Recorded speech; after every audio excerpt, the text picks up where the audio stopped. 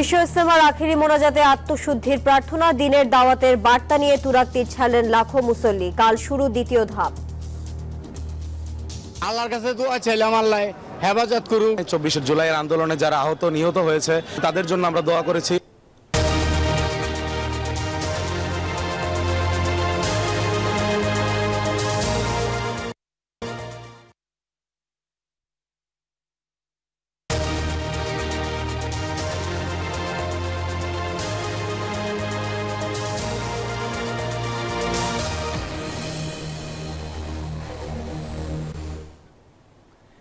স্বাগত নিউজ 24 সংবাদে। আপনাদের সাথে আছি আমরা দুজন, আমি সোহাগ বক্স এবং আমি তানিয়া হারুন। দেখছিলেন প্রধান শিরোনাম।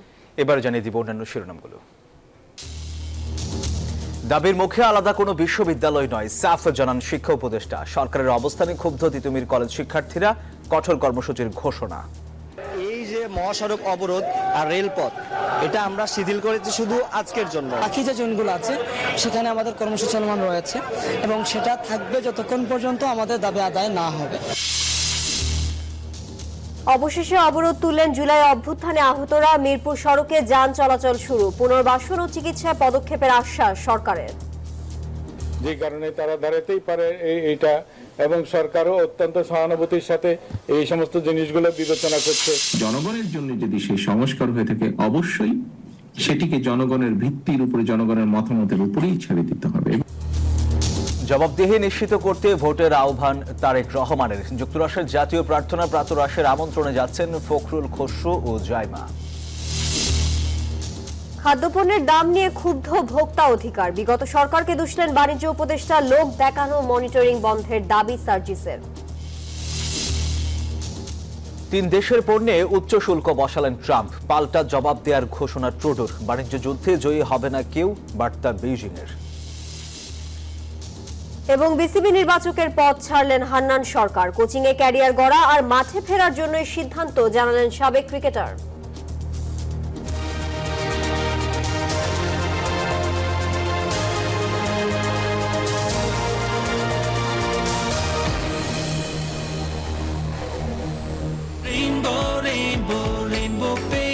Rainbow Paints, the color of joy. দর্শক দেখছিলেন অন্যান্য শিরোনামগুলো। এর আরেক নাম একদম ইউনিক স্ট্রাকচারাল ডিজাইনের কসমিক ডোর। এর ওয়াল থিকনেস ও রিপ থিকনেস বেশি থাকা থেকে 50 বছরেরও বেশি। কসমিক ডোর, নিশ্চিন্তে 50 বছর। এবার বিস্তারিত। আখেরি মোনাজাতের মধ্য দিয়ে শেষ হলো 58তম বিশ্ব ইজতেমার প্রথম পর্বের প্রথম ধাপ। আত্মশুদ্ধি, গুনাহ মাফ ও বালা মুসিবত থেকে হেফাজতের প্রার্থনা করেছেন মুসল্লিরা। সৃষ্টিকর্তার রহমত প্রার্থনা ও সন্তুষ্টি লাভের আশায় 2 হাত তুলে আকুতি জানান লাখো মানুষ। দেশ ও দেশবাসীর শান্তি সমৃদ্ধি কামনা করেন তারা। কুয়াশার চাদর ভেদ করে পূবের আকাশে রক্তিম সূর্যের উকি। হেদায়েতি বয়ানের মধ্য দিয়ে শুরু হয় বিশ্ব ইজতেমার প্রথম পর্বের প্রথম ধাপের শেষ দিনের আনুষ্ঠানিকতা। পরে পবিত্র কোরআন হাদিসের আলোকে শুরু হয় বয়ান। ভোর থেকেই মানুষের উপচে পড়া ভিড়। 9:30টায় টঙ্গীর তুরাগ নদের পাড়ে ইজতেমার ময়দানে বাংলাদেশের শীর্ষ মুরব্বী, ঢাকার কাকরাইল জামে মসজিদের ইমাম ও খতিব হাফেজ মাওলানা মোহাম্মদ জোবায়ের আখেরি মোনাজাত শুরু করেন, যা চলে দীর্ঘ 30 মিনিট। মোনাজাতে আত্মশুদ্ধি, গুনাহ মাফ, সব বালা মুসিবত থেকে হেফাজত চেয়ে আল্লাহর কাছে প্রার্থনা করেন ধর্মপ্রাণ মুসল্লিরা। ইসলামের পথে প্রতিটি মানুষ যাতে চলতে পারে সে হেদায়েত চান আল্লাহর দরবারে। আল্লাহ তাআলার কাছে আমাদের একটাই চাওয়া, যে দুনিয়ার শান্তি আখিরাতের কামিয়াবি যেন হয়। সকলকে আল্লাহ তাআলা সুস্থতা দান করেন। মনস্কামনা আছে যাতে আমাদের ভবিষ্যৎ জীবনটা আল্লাহ ভালো রাখে। আল্লাহ যেন সবার গুনাহগারটা মাফ করে দেয় এবং দেশকে সুস্থ রাখে। বহির্বিশ্বের ষড়যন্ত্র থেকে যাতে আল্লাহ তাআলা আমাদের বাংলাদেশকে, মাতৃভূমিকে হেফাজত করেন। মূল ময়দানে জায়গা না পাওয়ায় কিছুটা ভোগান্তিতে পড়েন অনেকে। তবে দেশি বিদেশি মুরব্বীদের বয়ানে সে কষ্ট ভুলেছেন। এখন ইসলামের আলো ছড়িয়ে দিতে চান দেশের প্রতিটি কোনায়। দেশি বিদেশি মেহমানদের কাছ থেকে মূল্যবান বয়ান শুনে আমাদের দুনিয়া এবং আখিরাতে যাতে সঠিকভাবে চলতে পারি। আল্লাহ তাআলা যেন আমাদেরকে মিলেমিশে সবাইকে থাকার তৌফিক দান করেন। সারা দেশ 84টি মানুষজন আসছিল, ইসলামের দাওয়াত দিছিল। সোমবার থেকে জুবায়েরপন্থী বা সূরায়ে নিজাম অনুসারীদের বিশ্ব ইজতেমার প্রথম পর্বের দ্বিতীয় ধাপ শুরু হবে, যাতে অংশ নেবেন দেশের 23টি জেলার মুসল্লিরা, যা শেষ হবে বুধবার আখেরি মোনাজাতের মধ্য দিয়ে। সংঘাত ভুলে প্রতিটি মানুষ কাঁধে কাঁধ মিলিয়ে দেশের জন্য কাজ করবে, সারা বিশ্বে ছড়িয়ে দেবে ইসলামের আলো, এমনটাই প্রত্যাশা ধর্মপ্রাণ প্রতিটি মুসল্লির। টঙ্গীর ইজতেমা ময়দান থেকে নাইম আল চিকো, নিউজ 24, গাজীপুর। এই যে আমার ব্যাগ আরএফএল গ্যাস স্টোভ, এর সায়েন্টিফিক নজল আর ব্রাশ বার্নার তাপকে সমানভাবে ছড়িয়ে খরচ বাঁচায় 25%। আরএফএল গ্যাস স্টোভ নিরাপদ ও গ্যাস সাশ্রয়ী। 304 ফুড গ্রেড স্টেইনলেস স্টিলে তৈরি, যা নিশ্চিত করে জংবিহীন সিঙ্কের আজীবন নিশ্চয়তা। আরএফএল কিচেন সিঙ্ক, স্বাস্থ্যকর কিচেনের চিরস্থায়ী সমাধান। ইসলামের বাণী ও দাওয়াত দিতে গন্তব্যের উদ্দেশ্যে রওনা দেন মুসল্লিরা। একসঙ্গে লাখো মানুষের স্রোত সড়ক ও রেলপথে তৈরি করে বাড়তি চাপ। এদিকে বাস, ট্রাক, পিকআপ ও ট্রেনে গাদাগাদি করে ফিরছেন মুসল্লিরা, ফলে কিছুটা ভোগান্তিতে পড়েছেন বেশিরভাগ মানুষ। তবে সবার মুখেই ছিল অসামান্য ধৈর্য আর প্রাপ্তির আনন্দ। আখেরি মোনাজাত শেষে এবার টঙ্গীর তুরাগতীর ছাড়ার পালা। লাখো মুসল্লি ছুটছেন নিজ নিজ গন্তব্যে।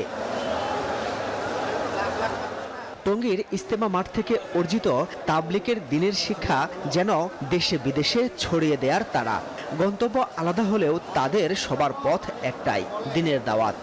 সবথেকে বেশি দরকার যাতে অনেক দ্রুত দেশটা একটা শান্তশিষ্ট পরিবেশে ফিরে আসে। আল্লাহর কাছে দোয়া চাইলাম, আল্লাহ হেফাজত করুন। 24 জুলাইয়ের আন্দোলনে যারা আহত নিহত হয়েছে তাদের জন্য আমরা দোয়া করেছি। বিশেষ করে ফিলিস্তিনের মুসলমানদের জন্য আমি দোয়া চাইব, এবং মুসলমান যেন এক এবং নেক হতে পারে। তবে একসঙ্গে এত মানুষের ফিরতি পথের যাত্রায় সড়কে তৈরি হয় মহাজট।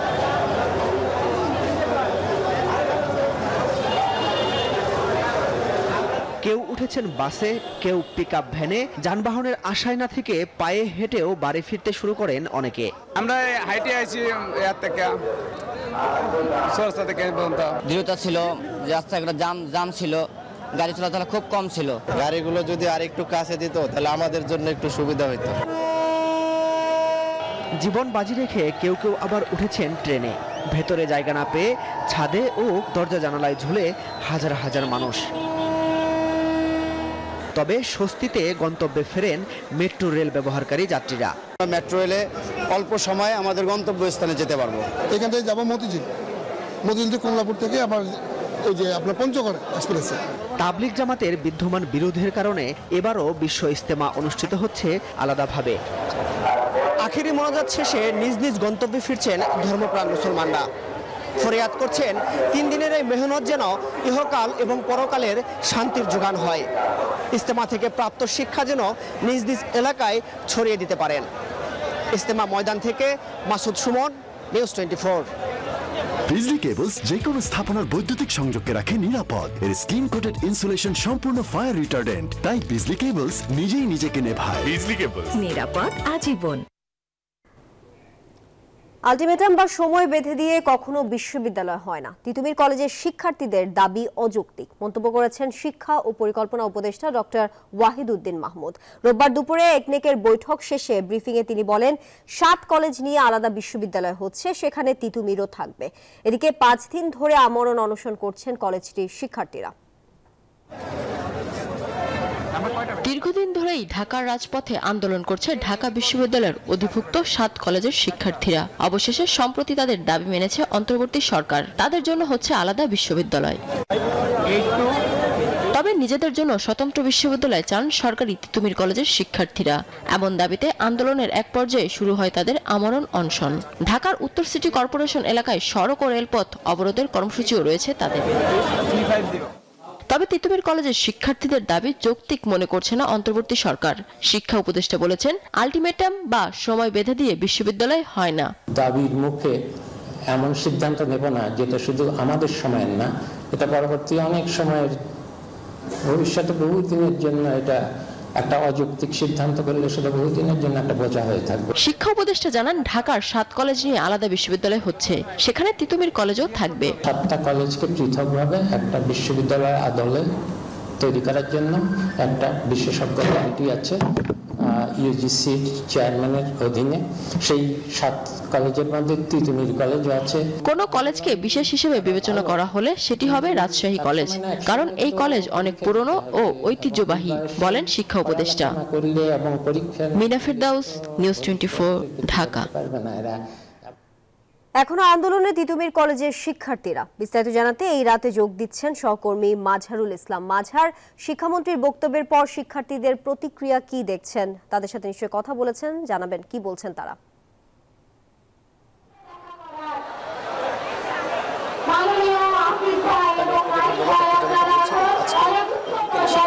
কিন্তু তিতুমির কলেজ বিশ্ববিদ্যালয়ের দাবিতে যে আন্দোলন করছে সেই আন্দোলনের প্রেক্ষিতে তিনি কিন্তু বলেছেন যে 7 কলেজকে যেখানে বিশ্ববিদ্যালয় করার সিদ্ধান্ত নেওয়া হয়েছে সেখানে আলাদাভাবে তিতুমির বিশ্ববিদ্যালয়কে বিশ্ববিদ্যালয় না করার সিদ্ধান্ত নিয়েছে সরকার।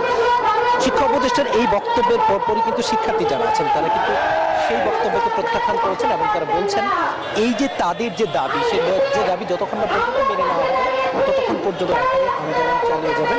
এবং তারা বলছেন শিক্ষা উপদেষ্টা যে ধরনের বক্তব্য দিয়েছেন এটি একেবারেই শিক্ষার্থীদের আন্দোলনকে অবহেলা করা, যার ফলশ্রুতিতে সন্ধ্যার পরে তিতুমির কলেজের সামনে থেকে শিক্ষার্থীরা মিছিল নিয়ে মহাখালী রেল ক্রসিং থেকে তারা বিভিন্ন জায়গা প্রদক্ষিণ করে আমতলীতে এখন অবস্থান করছেন। আপনি দেখতেই পাচ্ছেন যে চারপাশে ছেলে শিক্ষার্থীরা দাঁড়িয়ে রয়েছেন, মাঝখানে কিন্তু নারী শিক্ষার্থীরা রয়েছেন এবং তারা নানা স্লোগান দিচ্ছেন।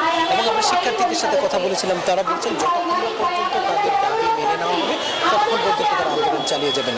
আমরা তাদের সাথে কথা বলার চেষ্টা করেছি, তারা বলছেন একটা ন্যায্য দাবি, গত 28 বছর যাবত তারা এই আন্দোলন করছেন, ফলশ্রুতিতে তাদের আন্দোলন চলবে যেহেতু তারা একটা বিশ্ববিদ্যালয় প্রতিষ্ঠা করতে চায়। শিক্ষা উপদেষ্টার যে বক্তব্য সেই বক্তব্য নিয়ে কিন্তু তারা দৃঢ়ভাবে বলছেন শিক্ষার্থীদের আন্দোলনকে হেয়ালি করার জন্য কিন্তু এই ধরনের বক্তব্য দেওয়া হয়েছে। এবং আপনি জানেন গত 5 দিন যাবত এই আন্দোলন চলছে এবং এখন কিন্তু মহাখালীর যে আমতলী আছে সেই মোড়টি তারা ইতিমধ্যে ব্লক করে দিয়েছেন এবং আশপাশে কিন্তু যাতায়াত বন্ধ হয়ে গেছে এবং অফিস ফেরত যারা আছেন তারা একটু ভোগান্তি দিয়ে পড়ছেন এবং তারা বলছেন যে সরকারের উচিত দ্রুত এটা সমাধান করা। এই যে সমাধান হওয়া না হওয়ার মধ্য দিয়ে যে গত 5 দিন যাবত যে আন্দোলন চলছে সেই আন্দোলন নিয়ে কিন্তু জনমনে একটা বিরূপ প্রতিক্রিয়া তৈরি হচ্ছে। কিন্তু তিতুমিরের শিক্ষার্থীরা বলছেন দাবি আদায় না হওয়া পর্যন্ত তাদের সেই আন্দোলন তারা চালিয়ে যাবে। কারণ এই ছিল আমার কাছে মহাখালীর আমতলী থেকে তিতুমির কলেজের শিক্ষার্থীরা যে রাস্তা ব্লক আউট করেছে তার সম্পর্কিত সর্বশেষ তথ্য।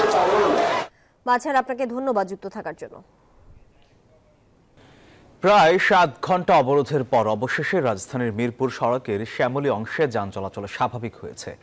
সুচিকিৎসা, পুনর্বাসন ও রাষ্ট্রীয় স্বীকৃতির দাবিতে রোববার সকালে রাজধানীর আগারগাঁও ও দুপুরে মিরপুর সড়ক অবরোধ করেন জুলাই গণ অভ্যুত্থানে আহতরা। এতে যান চলাচল বন্ধ হয়ে যাওয়ায় ভোগান্তিতে পড়েন সাধারণ মানুষ। অবরোধকারীরা তাঁদের দাবি মেনে নিতে বিকাল 4টা পর্যন্ত সময় দেন। এ সময়ের মধ্যে রাষ্ট্রীয় সম্মাননা ও স্বীকৃতি না দিলে তাঁরা সচিবালয়ের দিকে যাবেন বলেও জানান। যদিও সন্ধ্যায় হঠাৎ যান চলাচল উন্মুক্ত করে দিয়ে দাবি আদায়ের এখন প্রধান উপদেষ্টার বাসভবনে ঘেরাও করতে পদযাত্রার ডাক দেন আহত পঙ্গু ক্ষতিগ্রস্তরা।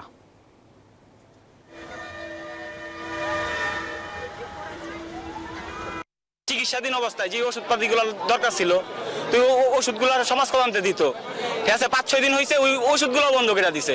এই 6 মাসে এখন পর্যন্ত তারা আহতদের একটা মানে স্বচ্ছ একটা তালিকা সেটা প্রকাশ করতে পারে না, তারা ব্যর্থ। 6 মাস পরও এখন আমরা চিকিৎসার দাবিতে আমাদের রাস্তায় নামতে হচ্ছে। আমাদের জন্য পুনর্বাসন, আমাদের জন্য উন্নত ট্রিটমেন্ট, রাষ্ট্রীয় সম্মাননা অতি শীঘ্রই ফিরিয়ে দেয়। জুলাই আন্দোলনে আহতদের পুনর্বাসন, ক্যাটাগরি পদ্ধতি বাতিল সহ উন্নত চিকিৎসার দাবিতে রাজধানীর শ্যামলীতে সড়কে অবস্থান নিয়েছেন বৈষম্য বিরোধী ছাত্র আন্দোলনের আহতরা, যার ফলে বন্ধ হয়ে গেছে যান চলাচল। যদিও এই মুহূর্তে যান চলাচল স্বাভাবিক হয়েছে। দর্শক, এই মুহূর্তে শ্যামলীতে আছেন আমাদের সহকর্মী মুরসালিন হক জুনায়েদ, সরাসরি যুক্ত হচ্ছে তার সাথে। মুরসালিন, জুলাই আহতদের পুনর্বাসন ভাতা ও সঞ্চয়পত্রের জন্য নীতিমালা করছে সরকার। সচিবালয়ে উপদেষ্টাদের বৈঠক থেকে এমন ঘোষণাও এসেছে। এই মুহূর্তে আন্দোলনরতদের বক্তব্য কি এবং তারা আর কি দাবি করছেন?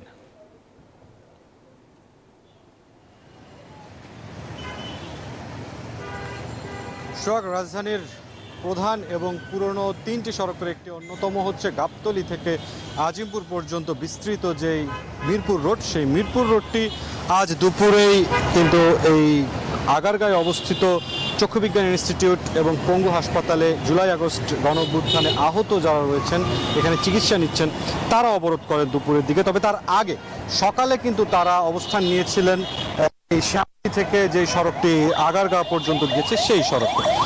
তো এখন পর্যন্ত যেই বিষয়টি জানা গেছে, সবশেষ যে পরিস্থিতি ছিল, অর্থাৎ সচিবালয়ে একটি বৈঠক হয়েছে এবং সেখান থেকে বেশ কিছু ঘোষণা এসেছে এবং তাদেরকে ধৈর্য ধরতে বলা হয়েছিল। বিকেলের দিকে অর্থাৎ 4টার পরে 5টার দিকে এখানে যারা সড়ক অবরোধ করেছিলেন তাদের সাথে কথা বলা হলেও তারা সেই মুহূর্তে তাৎক্ষণিক কোনো সিদ্ধান্ত তারা নিতে পারেননি এবং একটি পর্যায়ে ঠিক 6টার দিকে, সন্ধ্যা 6টার দিকে হঠাৎ করেই এই দুটি অংশের সড়কে অর্থাৎ গাবতলী থেকে আজিমপুর পর্যন্ত যে সড়কটি রয়েছে মিরপুর রোডের উভয় পাশে কিন্তু তারা খুলে দেন এবং খুলে দিয়ে তারা যেই বিষয়টি জানান অফ দ্য রেকর্ডে আসলে জানান, আলোচনার প্রেক্ষিতে তারা জানিয়েছেন যে চক্ষুবিজ্ঞান ইনস্টিটিউটে তারা সমবেত হয়ে সেখান থেকে তারা যাবেন প্রধান উপদেষ্টার বাসভবন যমুনা অভিমুখে তারা পদযাত্রার একটি ডাক দেন। তবে এখন পর্যন্ত যে বিষয়টি তারা বলছেন যে সরকারের যে ঘোষণা সেগুলোতে তারা আসলে এখন পর্যন্ত সন্তুষ্ট হতে পারেননি এবং তাদের সন্তুষ্টি অর্জনের জন্যই এই আন্দোলনকারী যারা রয়েছেন আহত ক্ষতিগ্রস্তরা তারা প্রধান উপদেষ্টার বাসভবন অভিমুখে যাবেন। এই ছিল শেষ অবস্থা। মুরসালিন, আপনাকে ধন্যবাদ। জুলাই গণ অভ্যুত্থানে যারা আহত হয়েছেন তাদের ব্যাপারে সরকার অত্যন্ত আন্তরিক, জানিয়েছেন মুক্তিযুদ্ধ বিষয়ক উপদেষ্টা ফারুকে আজম। রোববার সচিবালয়ে 6 জন উপদেষ্টার সঙ্গে বৈঠকের পর সাংবাদিকদের এই কথা জানান তিনি। বলেন, সরকার গুরুত্ব দিয়ে দেখছে তাদের বিষয়গুলো। জুলাই গণ অভ্যুত্থানে আহত ও শহীদদের চূড়ান্ত তালিকা শিগগিরই প্রকাশ করা হবে। স্বাস্থ্য উপদেষ্টা বলেন, আহতদের বিদেশে চিকিৎসার জন্য এখন পর্যন্ত 16 কোটি টাকা খরচ হয়েছে। এই খরচ শুধুমাত্র 15 জনের জন্য। এই পর্যন্ত চিকিৎসার জন্য 30 জনকে বিদেশে পাঠানো হয়েছে বলেও জানান স্বাস্থ্য উপদেষ্টা। তাদের দিক থেকে একটা কোন ধরনের সংখ্যা হয়তো তৈরি হয়েছে, যে কারণে তারা দাঁড়াতেই পারে এইটা, এবং সরকারও অত্যন্ত সহানুভূতির সাথে এই সমস্ত জিনিসগুলো বিবেচনা করছে। 30 জনকে আমরা বিদেশে পাঠিয়েছি, তার মধ্যে 3 জন ফেরত আসছে। প্রায় 15 জনের জন্য আমাদের 16 কোটি টাকার মতন খরচ হয়ে গেছে। আমরা এ পর্যন্ত 20 কোটি টাকা পাঠিয়েছি, কিন্তু আমি জানি না আরো কত টাকা পাঠাতে হবে। সংস্কার বাস্তবায়নে নির্বাচন ছাড়া কোনো বিকল্প নেই, এমন মন্তব্য করেছেন বিএনপির ভারপ্রাপ্ত চেয়ারম্যান তারেক রহমান। তিনি বলেন, রাষ্ট্র পরিচালনার সুযোগ পেলে বিএনপি জনগণের কাছে যেসব সংস্কার প্রস্তাবনা দিয়েছে সেগুলো বাস্তবায়ন করবে, আর নির্বাচন প্রক্রিয়ায় বিলম্ব হলে স্বৈরাচার সুযোগ পাবে বলেও মন্তব্য করেন তিনি। বেশ কয়েকদিন ধরেই বিএনপির সম্মেলন নিয়ে উত্তাপ ছিল ব্রাহ্মণবাড়িয়ার রাজনৈতিক অঙ্গনে। কয়েকবার স্থান বদল করে দলের ভারপ্রাপ্ত চেয়ারম্যান তারেক রহমানের মধ্যস্থতায় ঐক্যবদ্ধভাবে সম্মেলন হয় সোহাগপুর আব্বাস উদ্দিন খান মডেল কলেজ প্রাঙ্গণে। বিভিন্ন থানা ও ইউনিয়ন থেকে যোগ দেন বিএনপি নেতাকর্মীরা। প্রধান অতিথির বক্তব্যে তারেক রহমান বলেন, স্বৈরাচারের প্রধান দেশ থেকে পালিয়ে গেলেও সক্রিয় আছে আওয়ামী লীগের দোসররা। স্বৈরাচারের মাথাটা পালিয়ে গিয়েছে, কিন্তু স্বৈরাচারের কিছু কিছু অবশিষ্ট এখনো রয়ে গিয়েছে বাংলাদেশে। এরা বিভিন্নভাবে মাথা চাড়া দেবার চেষ্টা করছে। এরা বিভিন্নভাবে চেষ্টা করছে নিজেদের অবস্থানকে কোনোভাবে গুছিয়ে নিয়ে আবার দেশটি তাদের দখলে নিতে। তাদের এই লক্ষ্যকে আমরা হাসিল করতে দিতে পারি না। জানান, দেশ পুনর্গঠনই বিএনপির একমাত্র কাজ, তাই সবাইকে ঐক্যবদ্ধভাবে থাকার আহ্বান জানান তিনি। বাংলাদেশের মানুষের প্রত্যাশা যেই দেশের, সেই দেশকে যদি গড়তে হয়, কে করতে? মার্কিন কংগ্রেসের আয়োজিত ন্যাশনাল প্রেয়ার ব্রেকফাস্ট কমিটির আমন্ত্রণে যুক্তরাষ্ট্রে যাচ্ছেন বিএনপির 3 সদস্যের প্রতিনিধি দল। দলটির মহাসচিব সফরকালে দেশবাসীর কাছে দোয়ার আহ্বান জানান। রোববার দুপুরের হযরত শাহজালাল আন্তর্জাতিক বিমানবন্দরে সাংবাদিকদের এই কথা বলেন তিনি। সন্ধ্যায় এমিরেটস এয়ারলাইন্সের ফ্লাইটে ওয়াশিংটনের উদ্দেশ্যে রওনা হবেন তারা। এ সময় দলটির স্থায়ী কমিটির সদস্য আমির খসরু মাহমুদ চৌধুরী বলেন, ভারপ্রাপ্ত চেয়ারম্যান তারেক রহমানের প্রতিনিধিত্ব করবেন তার কন্যা জাইমা রহমান। যুক্তরাষ্ট্রের রাজধানী ওয়াশিংটন ডিসিতে আগামী 5 ও 6 ফেব্রুয়ারি ন্যাশনাল প্রেয়ার ব্রেকফাস্ট অনুষ্ঠিত হবে।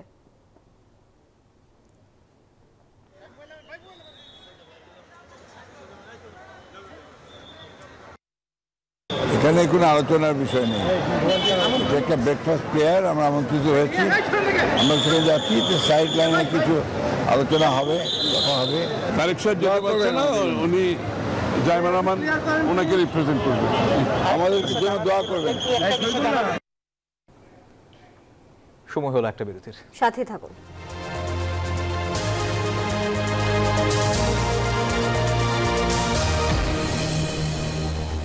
এলো instant milk powder happy cow, যেমন সাশ্রয়ী তেমনি পুষ্টিগুণে ভরপুর। আর এটা নিউজিল্যান্ডের গরুর দুধ। হ্যাপি কাউ, গরুর দুধের স্বাদ সবাই পাক।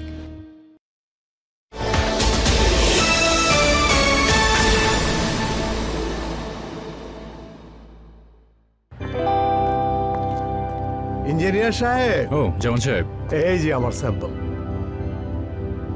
এটা টেস্ট করবো না। মানে এই রড কি দোষ করলো? এই রডের দোষ হলো, এই রডের কোনো দোষ নেই। সোজা বাংলায় বলেন তো প্লিজ। সোজা বাংলায় বিএসআরএম। বহুবার বহু জায়গা থেকে নিয়ে টেস্ট করেছি। Ductility, TY ratio, chemical composition, মানে রডের সব টেস্ট। বেস্ট রেজাল্ট প্রতিবার। ওহো, তাহলে বাদ দেন, বলেই তো দিলেন বিএসআরএম বেস্ট। হ্যাঁ, বেস্ট কোয়ালিটি, প্রতিবার গ্যারান্টি, বিএসআরএম। কিছু বলবেন? চিপস বেশি ফাস্ট। বড় ভাই জি, উকি ঝুঁকি মারার অভ্যাসটা বদলান। 1 নম্বরে লিমিটলেস ভিডিও প্যাকে ভিডিও দেখার 1 নম্বর এক্সপেরিয়েন্স। রুই মাছ ভাজা, কিন্তু এই তেল চর্বি একবার ধুলে পরিষ্কার হবে না। তাহলে একবার আমি ধুয়ে দিচ্ছি, আর একবার তুমি। ডান। নতুন ভিম লিকুইডে আছে 100 লেবুর শক্তি, যা মাছ মাংসের কঠিন তেল চর্বি পরিষ্কার করে এক ধোয়াতেই। এবার তুমি। আরে তেল চিটচিটে ভাব গায়েব। এসো না দেখে যাও, ভালোবাসা নিয়ে যাও জীবনের আহ্বানে। রাত বিরাতে আছি আমরা নিবিড় সেবা দিতে। দেশ আমার অনেক ভালো, বিদেশ। আনোয়ার খান মডার্ন মেডিকেল কলেজ হসপিটাল। ছোট বড় সবাই মিলে খাও।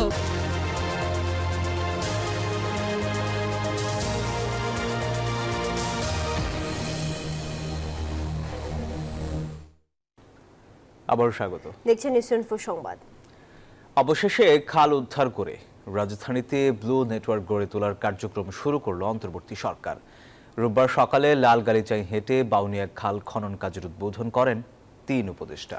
বলেন সব সমস্যার সমাধান করতে পারবে না অন্তর্বর্তী সরকার, তবে পরিকল্পনা করে দেয়া হবে। জানান ঢাকা নর্থ মডেল পরিকল্পনা হাতে নেওয়া হয়েছে, যা হবে রাজধানীর জন্য রোল মডেল। রাজধানীতে বৃষ্টির পানি কোথায় গিয়ে নামবে এমন প্রশ্ন দীর্ঘদিনের। কারণ ঢাকার খালগুলো হয়ে আছে বেদখল, ময়লা আবর্জনায় পরিপূর্ণ। দশকের পর দশক ধরে এমন পরিস্থিতি, সঙ্গে যোগ হয়েছে অনিয়ম আর দুর্নীতি। খালগুলো দিয়ে নৌযান চালানো হলে ঢাকার যানজট অনেকটাই দূর করা সম্ভব। হাতির ঝিলে কিছু নৌযান চলছে, যা জনপ্রিয় হয়েছে। অনেকের কাছেই এই নৌযান স্বস্তি নিয়ে এসেছে। অন্তর্বর্তী সরকার দায়িত্ব নেয়ার পর খাল খনন, পুনরুদ্ধার ও অনিয়ম দুর্নীতির বিরুদ্ধে মাঠে নামে। নেওয়া হয় ঢাকা শহরে খাল কেন্দ্রিক ব্লু নেটওয়ার্ক গড়ে তোলার পরিকল্পনা। এবার সেই চিন্তা বাস্তবে রূপ দেওয়ার যাত্রা শুরু হলো। উদ্বোধন হলো বাউনিয়া খাল খননের কাজ। খনন কাজ উদ্বোধন করেন পরিবেশ, শিল্প ও স্থানীয় সরকার মন্ত্রণালয়ের 3 উপদেষ্টা। উদ্বোধন করতে তারা যে পথে হেঁটে যান, সেখানে বিছানো ছিল লাল কার্পেট। বলেন সব কাজ সম্পন্ন করতে পারবে না অন্তর্বর্তী সরকার, তবে পরিকল্পনা দিয়ে যাবে। বর্জ্য নিষ্কাশন বা বর্জ্য ব্যবস্থাপনা, সেটাও আমরা খেয়াল রাখছি কিভাবে করা যায়, এবং তার পাশাপাশি আমরা স্থানীয় জনসাধারণের মধ্যে সচেতনতা সৃষ্টি করতে চাই, যেন যেখানে সেখানে যে কোনো কিছু ফেলে দিয়ে যেন ড্রেনেজ সিস্টেমটা বন্ধ করে দেওয়া না হয়। আমরা যদি আমাদের খালগুলোকে সংরক্ষণ করতে পারতাম, তাহলে এই শহরের চিত্রটাই ভিন্ন রকম হতো। এই খালগুলোকে পুনরুদ্ধার এবং সংরক্ষণের একটা উদ্যোগ হচ্ছে ব্লু নেটওয়ার্ক। পরিবেশ উপদেষ্টা বলেন আগে সমন্বয়ের অভাব ছিল, এখন কয়েকটি মন্ত্রণালয় একযোগে কাজ করছে। আইন প্রয়োগের ব্যাপারে যে কঠোরতাটুকুন দেখানো দরকার সেটুকুন আমরা দেখাবো, কিন্তু একই সাথে তো প্রযুক্তিগত সমাধানও লাগবে, মনিটরিং এবিলিটিও বাড়াতে হবে। সেগুলো আমরা শুরু করে দিয়ে যাব, কিন্তু শেষ করতে পারবো না। উপদেষ্টারা জানান আসন্ন বাজেটের আগে রাজধানীর 6টি খাল পুরোপুরি উদ্ধার করা হবে। মরিয়ম আজিজ মরিন, নিউজ24, ঢাকা।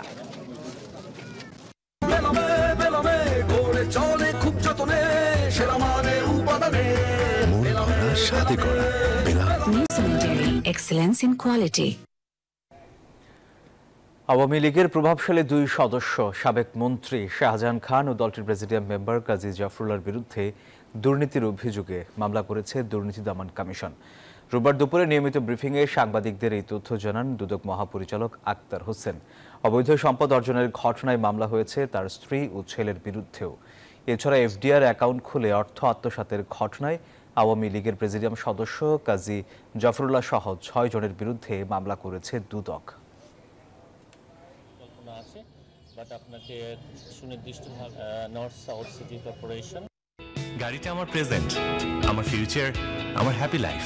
আইডিএলসি আমার ফাইন্যান্সিয়াল পার্টনার বলেই কার লোন আমার কাছে লাইফ ইনভেস্টমেন্ট।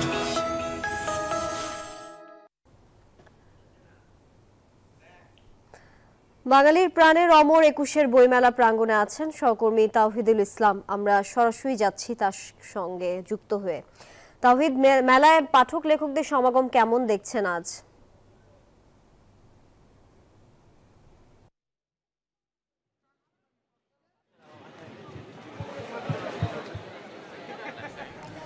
তাওহিদ, আপনি নিশ্চয়ই আমাকে শুনতে পাচ্ছেন। আজকে মেলায় পাঠক লেখকদের সমাগম কেমন দেখছেন, বিস্তারিত জানাবেন।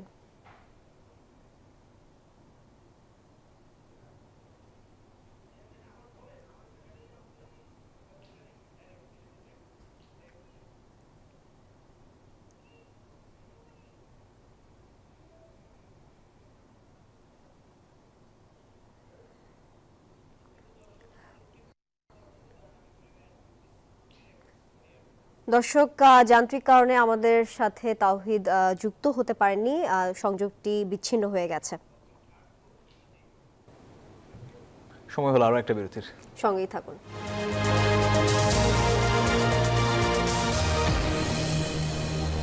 এলো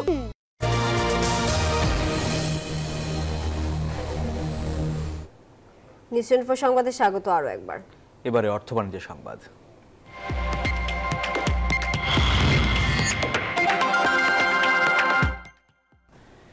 উৎপাদক কিংবা ভোক্তা এই পর্যায়ের কেউ এই যৌক্তিক দামে কিনতে পারছে না পণ্য। বাজার ও পথে পথে চাঁদাবাজিও বন্ধ করতে পারেনি সরকার। রাজধানীতে আয়োজিত এক সেমিনারে এসব অভিযোগ করেন বক্তারা। এ সময় রমজানে বাজার নিয়ন্ত্রণে রাখতে সব ধরনের পদক্ষেপ নেওয়ার তাগিদ দেন তারা। বাণিজ্য উপদেষ্টা বলেন, প্রতিযোগিতা কমিশনকে পুরোপুরি স্বাধীন করে দিতে চায় সরকার। রাজধানীর একটি হোটেলে খাদ্যপণ্যের যৌক্তিক দাম, বাজার তত্ত্বাবধানের কৌশল অনুসন্ধান শীর্ষক এই সেমিনার। সেমিনারে মূল প্রবন্ধ উপস্থাপন করেন সিপিডির গবেষণা পরিচালক ডক্টর খন্দকার মোয়াজ্জম হোসেন। বলেন, পর্যাপ্ত তথ্য উপাত্ত না থাকায় বাজার নিয়ন্ত্রণ করতে পারছে না সরকার। একটি ডিজিটাল মার্কেটিং চ্যানেল করা এবং সেটার জন্য এবং সেখানে রেজিস্ট্রেশন হলে অটোমেটিক্যালি রেজিস্ট্রেশন হয়ে মার্কেটিং চ্যানেলে রেজিস্টার্ড হয়ে যাবে।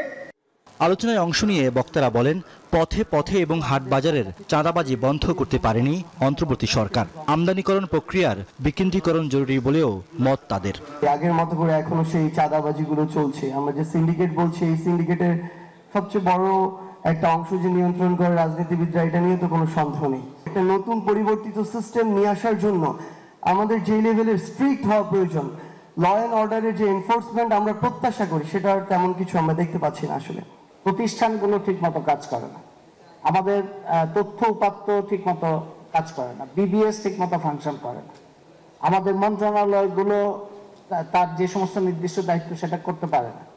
এ সময় বাংলাদেশ ট্রেড অ্যান্ড ট্যারিফ কমিশনের চেয়ারম্যান আশ্বস্ত করেন, রমজানে বাড়বে না তেলের দাম, কমবে খেজুরের দাম। আর এনবিআর চেয়ারম্যান জানান, আগামী বাজেটে কর হার যৌক্তিক করা হবে, প্রয়োজনে ভ্যাটের হার কমানো হবে। 60% ট্যাক্স পেয়ার সম্মানিত করদাতাগণ ট্যাক্স রিটার্ন দেন না, এবং ওনারা যে দেন না এই জন্য ওনারা কোনো প্রবলেমে ফেস করেন না। অন্যদিকে যারা কমপ্লায়েন্ট ট্যাক্স পেয়ার, যারা নিয়মিত কর দেন, তাদেরকে আমরা চিনি, তাদেরকে আমরা আরো বেশি চাপ দেই এবং তারা আরো বেশি বিরক্ত হয়। এখান থেকে আমরা পরিত্রাণ পেতে চাই। সানফ্লাওয়ার অয়েল এবং ক্যানোলা অয়েল, এই দুটোর জন্য সহসায় আমদানি হয়, সেভাবে আমরা কাজ করেছি। বাণিজ্য উপদেষ্টা বলেন, বাজারে প্রতিযোগিতা বাড়াতে প্রতিযোগিতা কমিশনকে পুরোপুরি স্বাধীনতা দিতে চায় সরকার। আমার কাছে মনে হয় যে ট্যাক্স নেট এক্সপ্যানশনের থেকে ট্যাক্স জাস্টিস ক্রিয়েট করা এবং ট্যাক্স কালেকশনের ক্ষেত্রে একটা লেভেল প্লেইং ফিল্ড তৈরি করা, সেক্টর ভিত্তিক অ্যাপ্রোচ নিই এবং একটা ইউনিফর্মিটি তৈরি করতে পারি, আমি নিশ্চিত যে বর্তমান ভ্যাট থেকে অনেক বেশি ভ্যাট অর্জন করা সম্ভব। টিসিবির পণ্য বিক্রির উন্মুক্ত টেন্ডারে ব্যবসায়ীদের অংশ নেওয়ার অনুরোধ জানান বাণিজ্য উপদেষ্টা। এই মুহূর্তে বাজারে যে রিয়াদ সুমন, নিউজ 24, ঢাকা। এবারে আন্তর্জাতিক প্রসঙ্গ। মার্কিন প্রেসিডেন্ট ডোনাল্ড ট্রাম্প ক্ষমতায় এসেই যুদ্ধ বন্ধের বার্তা দিলেও একাধিক দেশের সঙ্গে জড়িয়েছেন বাণিজ্য যুদ্ধে। এরই মধ্যে মেক্সিকো, কানাডা ও চীনের ওপর দিয়েছেন অতিরিক্ত শুল্ক আরোপ। তবে ট্রাম্পের এই সিদ্ধান্তের কড়া প্রতিক্রিয়া জানিয়েছে কানাডার প্রধানমন্ত্রী জাস্টিন ট্রুডো। কানাডার পাশাপাশি পাল্টা শুল্ক আরোপের ঘোষণা মেক্সিকোরও। তবে এখনও কঠোর কোনো প্রতিক্রিয়া না দেখালেও নয়া এই বাণিজ্য যুদ্ধে কেউই জয়ী হবে না বলে জানিয়েছে চীন।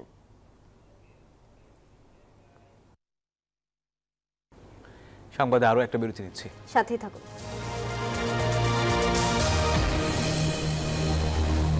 এলো instant milk powder happy cup.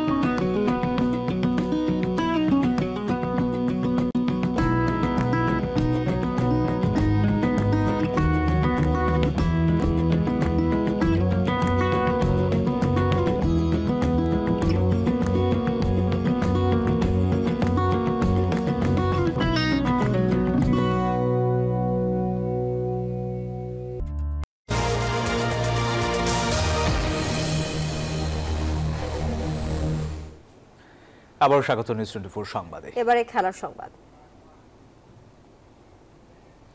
BCB নির্বাচকের পদ ছাড়লেন হান্নান সরকার। জানালেন আর্থিক বিষয় আর কোচিং এ মনোযোগ বাড়াতে এমন সিদ্ধান্ত। বিসিবি চাইলে ব্যাটিং কোচ হিসেবে এইচপি দলের সঙ্গেও কাজ করতে আগ্রহী তিনি। দেশের ক্রিকেটে চলছে অস্থিরতা। একের পর এক নেতিবাচক ঘটনায় রং হারিয়েছে মাঠের খেলায়। চলমান বিপিএল নিয়েও আলোচনা তুঙ্গে। নান্দুবাসাদের রেখে যাওয়া নির্বাচকের দায়িত্বে যোগ দিয়েছিলেন হান্নান সরকার, কিন্তু এক বছরেই মোহ কেটেছে তার। ছাড়লেন নির্বাচকের দায়িত্ব। আমি চিন্তা করি একজন সিলেক্টর 4 বছর এর বেশি কি আসলে কন্টিনিউ করার খুব বেশি কিছু দরকার হয়। তো সেখান থেকে আমি চিন্তা করছি 4 বছর পরে আমি কোথায় যাব। সেই জায়গাটা যখন আমি সামনে দেখার চিন্তা করি, আমি দেখেছি কোচিং ছাড়া অপশন খুব বেশি আমার হাতে নেই। এক বছরের নির্বাচকের দায়িত্বে দেখেছেন নানা ঘটনা। জাতীয় দল ঘোষণা নিয়েও পড়েছেন সমালোচনায়। প্রাপ্তি যেমন দেখছেন তেমনি রয়েছে হতাশাও। অস্ট্রেলিয়া যখন আমাদের এইচপি টিমটা গেল, সেখানে 15 জন প্লেয়ার, ডিফারেন্ট ফরম্যাটের প্লেয়ার। পাকিস্তানে তখন একই সময় এই টিম। পাকিস্তানে এই টিম চলাকালীন সময়ে অস্ট্রেলিয়া টিম থাকা অবস্থায় কিন্তু আবার পাকিস্তানে আমাদের টেস্ট সিরিজ ছিল। সো ওইখানে 45 জন প্লেয়ারকে অ্যাকোমোডেট করা আমাদের একটা ভালো চ্যালেঞ্জ ছিল। সাকিবের রিটায়ারমেন্ট আসতে পারে, তামিমের রিটায়ারমেন্ট আসতে পারে, মাহমুদুল্লাহর ডিফারেন্ট ফরম্যাটের রিটায়ারমেন্ট আসতে পারে। এই বিষয়গুলো মনে হয় খুব সুন্দরভাবে সমাধান হয়েছে। যেটা আগে আমরা দেখেছি অনেকের সঙ্গে একটা দ্বন্দ্ব বা মিসআন্ডারস্ট্যান্ডিং ছিল, আমাদের সঙ্গে সেই জায়গাটা আমরা সমঝোতার মাধ্যমে সেটা করেছি। আমার কাছে মনে হয় যে সাকিব যে রিটায়ারটা করতে চেয়েছিলেন সাউথ আফ্রিকার সঙ্গে হোমে খেলে, সেই রিটায়ারমেন্টটা যদি হোমে থেকে হতো, এটা একটা আফসোস থেকে গিয়েছে আমার। আপাতত ঢাকা প্রিমিয়ার লিগ দিয়েই শুরু করতে চান কোচিং ক্যারিয়ার। বিপিএল এর দল লিজেন্ডস অফ রূপগঞ্জ ছাড়াও কথা চালিয়ে যাচ্ছেন আরও 2-1টি দলের সাথে। আমি যদি নিজের ইমপ্রুভমেন্টটা ধরে রাখতে পারি, কমিউনিকেশনটা ভালো রাখতে পারি, আমার কাছে মনে হচ্ছে যে দেশি কোচদের মূল্যায়নটা হবে। এবং ওনাদের এটা দেখার পর আমি কিছুটা বাড়তি ইন্সপিরেশন পেয়েছি। বিভিন্ন ক্লাব ক্রিকেট বা বিপিএল এসব জায়গায় তো কাজ করার সুযোগ থাকবে। বাংলাদেশ অনূর্ধ্ব-19 বিশ্বকাপ জয়ী আকবর হৃদয়ের দলেও নির্বাচক ছিলেন হান্নান। টাইগারদের সিনিয়র সহকারী কোচ হিসেবে মোহাম্মদ সালাউদ্দিন যোগ দেওয়ার পরই তেমন কিছুই চ্যালেঞ্জের জন্য মুখিয়ে আছেন। শুভদেবনাথ, নিউজ 24, ঢাকা। নিউজ 24 সংবাদ এখন এ পর্যন্তই। এতক্ষণ সাথে থাকার জন্য ধন্যবাদ সবাইকে।